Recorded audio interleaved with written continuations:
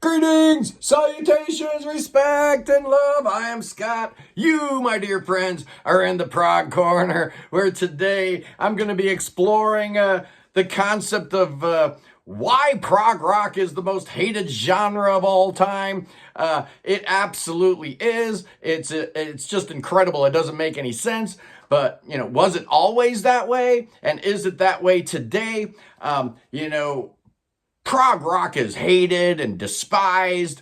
It's abhorred and disrespected. It's mocked and belittled. It's ignored. It's been forgotten, misrepresented, and maligned. And I'm sick of it. But, some of the adjectives that people use to describe prog aren't exactly inaccurate. It's pompous, sure. It's pretentious. Absolutely. It's over the top. It's overblown. It's super OTT. Absolutely.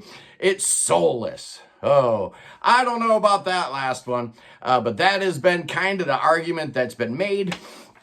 Back in 2017, a guy who writes for the Washington Post put this book out, The Show That Never Ends, The Rise and Fall of Prog Rock, David Weigel, whatever, however you pronounce his name.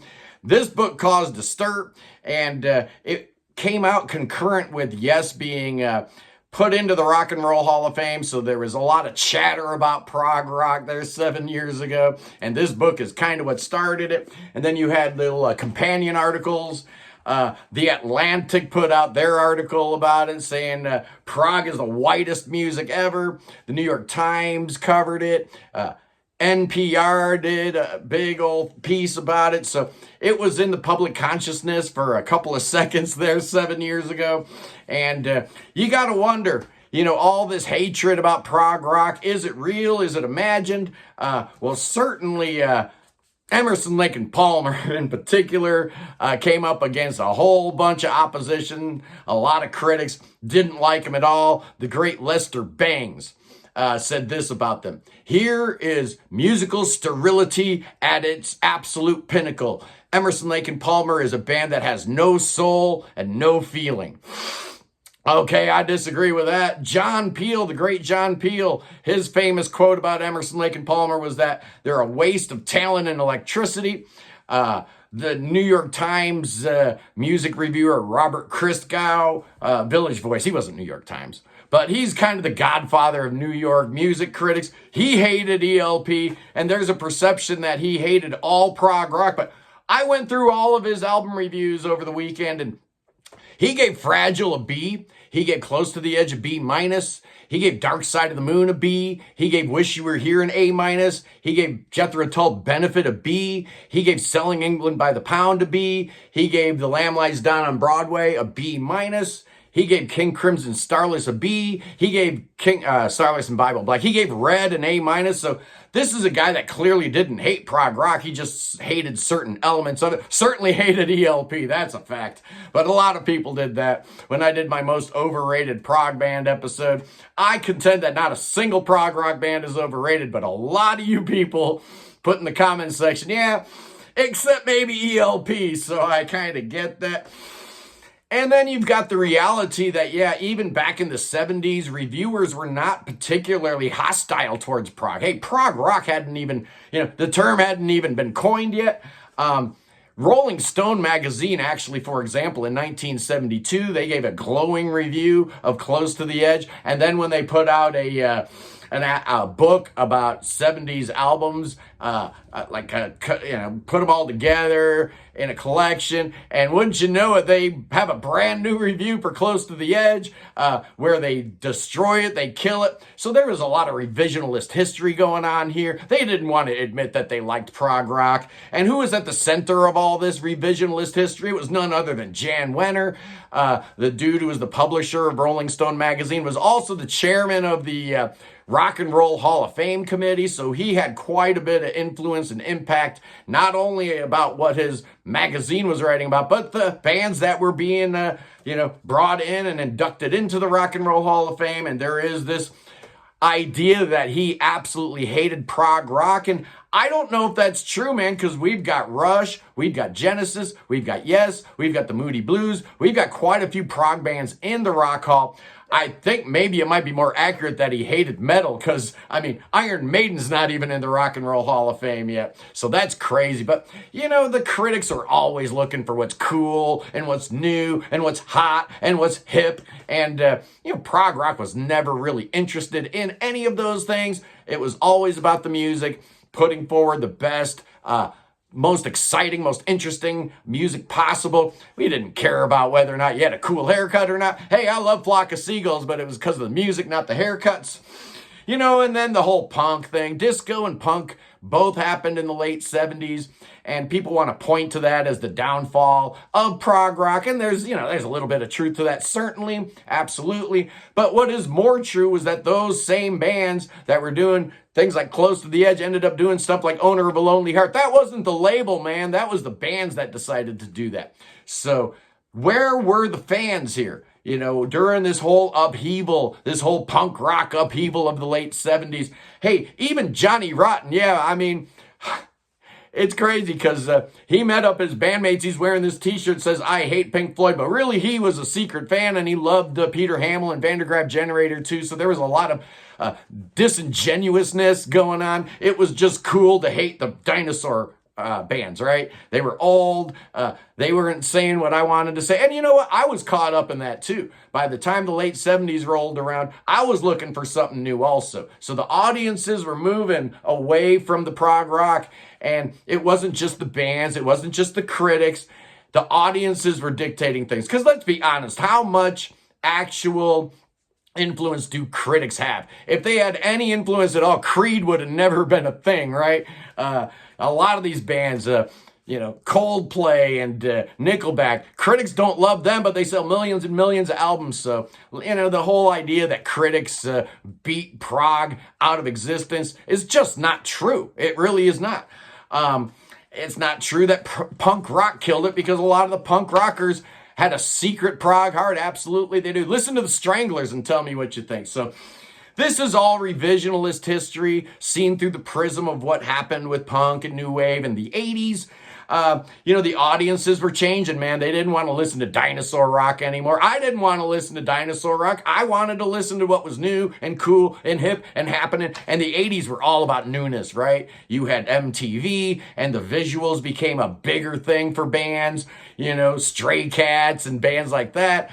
They had a cool image. They looked a little different. So I paid attention to that kind of stuff, absolutely. And it didn't help that the bands that I grew up loving weren't doing the kind of music that I loved anymore. So, this was an own goal. This was shot in the foot kind of thing. You did it to yourselves, man. And the 80s were all about newness and excitement and, just having something kind of fresh. And, some bands were able to do that. King Crimson, Rush. You could even look at Genesis's pop career. Very, very successful, but it wasn't prog. So, what does that mean for the future, man? We talk about prog being hated throughout the ages, but is that still the case? You've got newer bands like the Mars Volta, letting their prog flag fly, Coheed and Cambria, the Deer Hunter, bands like King Gizzard and the Lizard Wizard. Young people are flocking to bands like that. They're listening to prog, and they don't even know they're listening to prog. And, you can't hate what's been forgotten. And prog rock has kind of been forgotten in history. So it doesn't have that same level of hatred and vitriol because nobody remembers when Jethro Tull scored 2 straight #1 albums back in the 70s with one song on each of them. Nobody remembers when Emerson, Lake and Palmer and Yes were filling stadiums around the world. Nobody remembers that, man. And, maybe 1973... Tales from Topographic Oceans might have been a turning point for a lot of people back then. Kind of thinking, well, maybe these bands have maybe just gone a little bit too far. I disagree, obviously. At the time, I probably agreed with that, but prog had to get big. It had to keep growing, and it had to go through what it went through, which was all the dark ages of the 80s and 90s, because prog is back in a big time kind of way, if you haven't already figured that out. We've got channels on YouTube dedicated specifically to prog rock. We've got really sweet, glossy, high quality magazines about our beloved genre. We've got people writing books about our beloved genre. I mean, we are in rude health right now, and it doesn't hurt that we got some really, really great bands out there. And yeah, I'm just excited because look over my shoulder, man. I got the Flower King on vinyl. Finally, the debut album. Well, not the debut, but the album that started it all. Finally picked up Dark Matter. Oh, my favorite IQ album.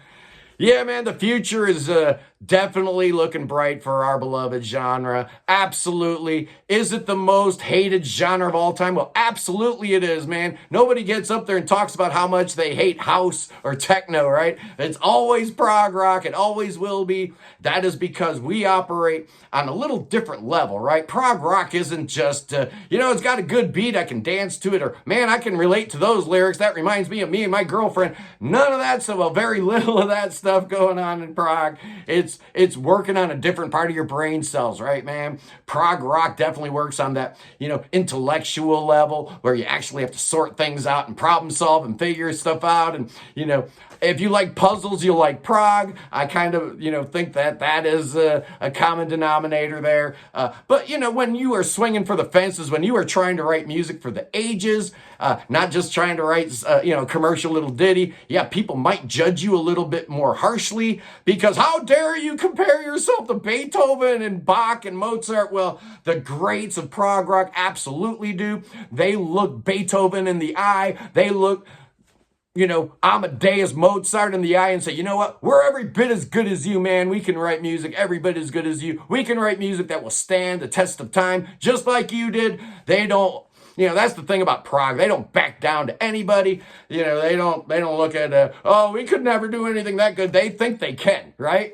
The best prog bands absolutely believe that they are writing and recording music that will be listened to 100 years from now. The audacity of them. How dare they? That's what I love about prog rock. Anyway, Tomorrow Fools. Oh, yeah, I got it right here. Let me show you. Just got sent the brand new album. He sent me the CD, but, I'm not going to be too disappointed. It's the great Polish band Amarok. Just sent me their new album, Hope. So I will be reviewing that tomorrow. That's going to be awesome. And then on Wednesday, I got a little surprise I'm going to spring on you guys. But it's going to be a great week here in the Prog Corner, like it is every week. Anyway, fools, I love you guys. Peace in the Middle East, free Tibet, and God save the king. Save King Chucky. Chucky's got the cancer. The House of Windsor needs your help. Thoughts and prayers. Absolutely. We need all our prayer warriors to get out there and make sure that King Chucky's okay. Yes, indeed. And then maybe we'll bring him to America. We'll bring that boy to America and we'll say some prayers and we'll do some spells and incantations. And then we're going to dance with snakes. The snake dancing will cure that boy, I guarantee you. I love you guys. See you tomorrow. Peace.